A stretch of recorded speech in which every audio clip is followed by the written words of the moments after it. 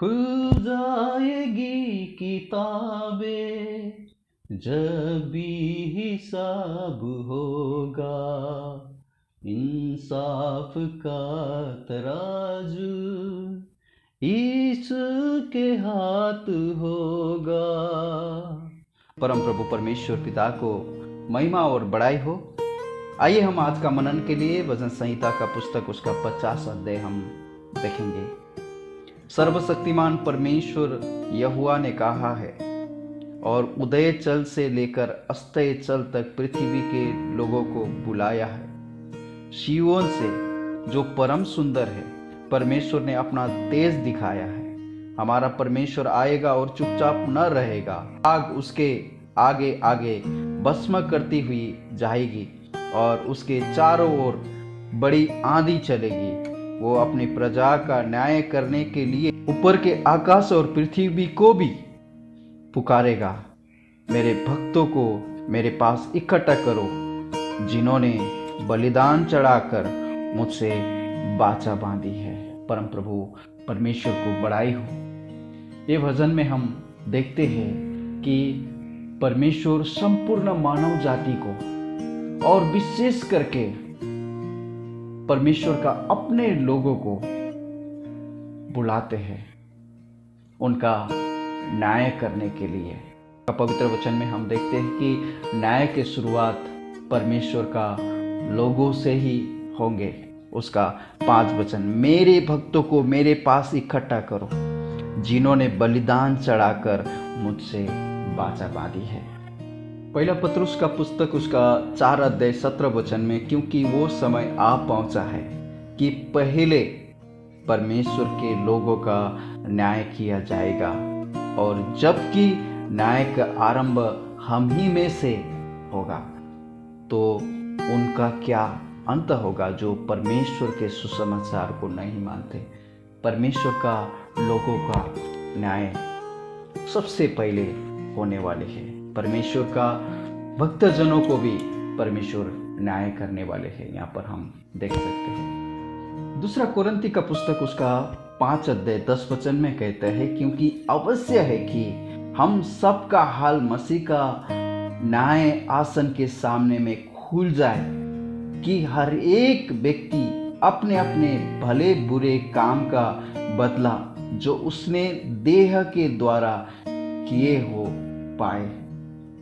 परमेश्वर हम सबका न्याय करने के लिए इकट्ठा कर रहे। मेरा प्रिय, न्याय करने के लिए भजन संहिता का पुस्तक हमने 50 अध्याय में हमने देखा, मेरा भक्तों को मेरे सामने में इकट्ठा करो। प्रभु को ग्रहण करने के बाद में हमने कितना पाप किया हुआ है, कितना पाप परमेश्वर के सामने में हम उस पापों को हमने कबूल किया नहीं।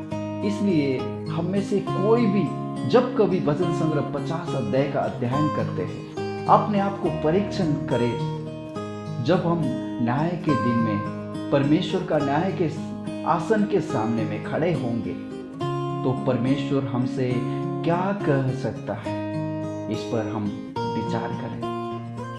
और परमेश्वर का वचन में हमने देखा, वो आग और आंधी के साथ प्रकट होंगे। जिस प्रकार परमेश्वर सिन्नै पर्वत में इजरायलियों के सामने में प्रकट हुए थे, उस बातों को हम प्रस्थान के पुस्तक 19 अध्याय 16 से लेकर 18 वचन तक जब हम पढ़ते हैं, परमेश्वर इजरायली लोगों के साथ में किस प्रकार से प्रकट हुए थे। और मेरा प्रियो, आकाश और पृथ्वी को परमेश्वर क्यों पुकारेंगे? अपना प्रजा का न्याय करने के लिए, अपना प्रजा का साक्षी के लिए, क्योंकि परमेश्वर ने स्वयं एक व्यवस्था को निर्माण किया।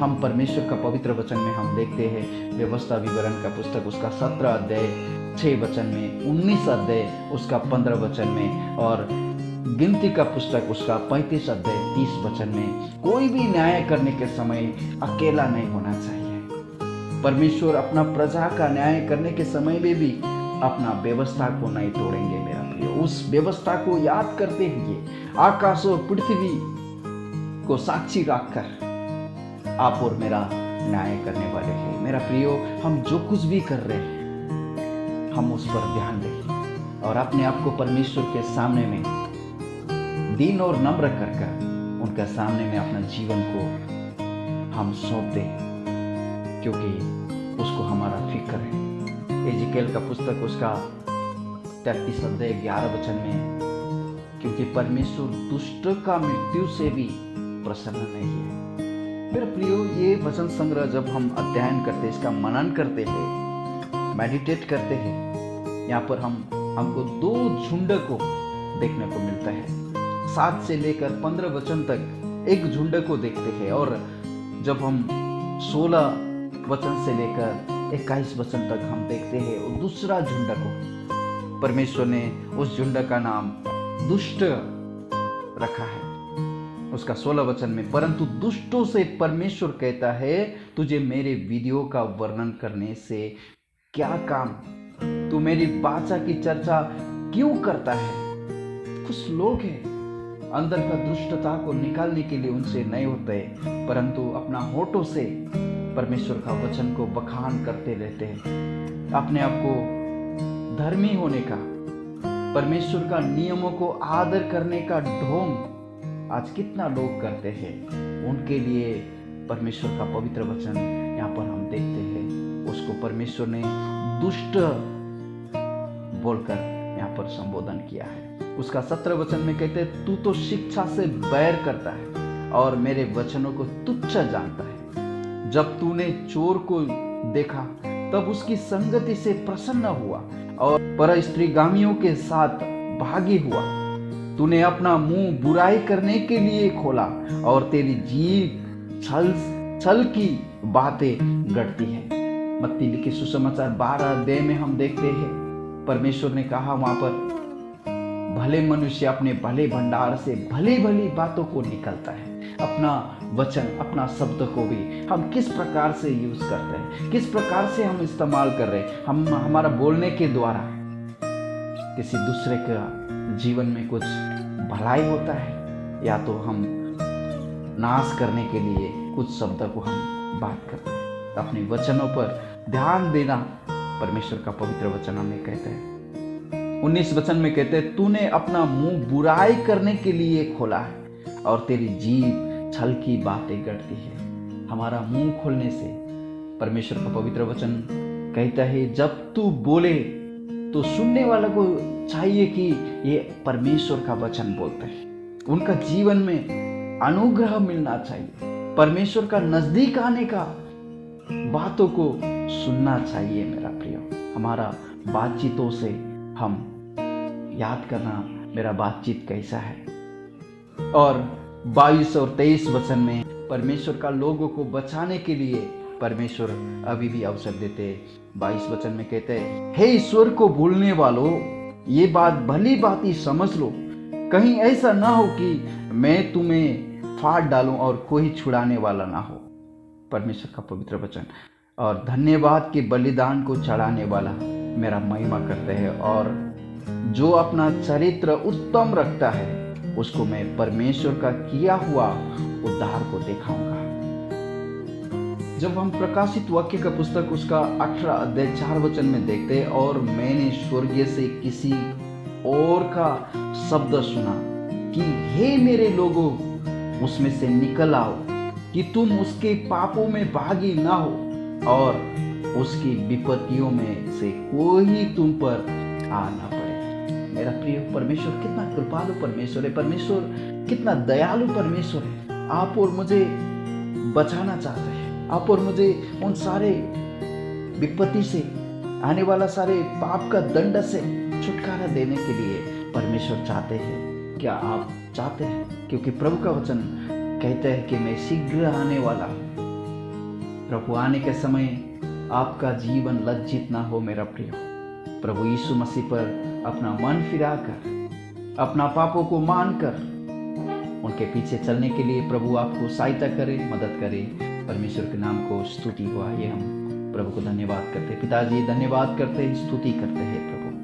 आपका अगापे प्रेम के लिए धन्यवाद करते हैं प्रभु। हमने कितना दुष्टता में चलने के समय, आपका बैरी होकर चलने के समय में भी प्रभु आपने हमको भुला नहीं।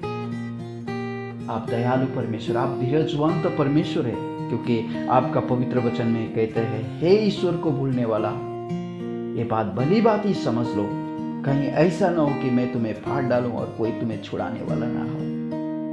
प्रभु आपने कहा एजिकेल का पुस्तक उसका 33 अध्याय 11 वचन में, आप दुष्टों का मृत्यु से भी आप प्रसन्न नहीं, वो भी मन फिराए, वो भी पश्चाताप करे, अपना पापों को मान ले और आपकी ओर अपने आप को मुड़े। प्रभु धन्यवाद करते हैं भजन संग्रह 50 अध्याय के लिए, धन्यवाद करते हैं आपका प्रेम के लिए, धन्यवाद करते हैं और एक दिन आपने हमें दिया प्रभु, इसलिए धन्यवाद करते हैं उन तमाम लोगों के लिए जो ये भजन संग्रह का अध्ययनों को सुन रहे प्रभु। आप दया कीजिए प्रभु, उनका हृदय को आप खोल दीजिए प्रभु, और अपने आप को परमेश्वर के सामने में सरेंडर करने के लिए, अपने आप को आपके सामने में समर्पण करने के लिए प्रभु आप मदद कीजिए। हमारा ये प्रार्थना उद्धारकर्ता प्रभु यीशु मसीह का पवित्र नाम से मांगते हैं, सुनिए और ग्रहण कीजिए पिता, आमीन।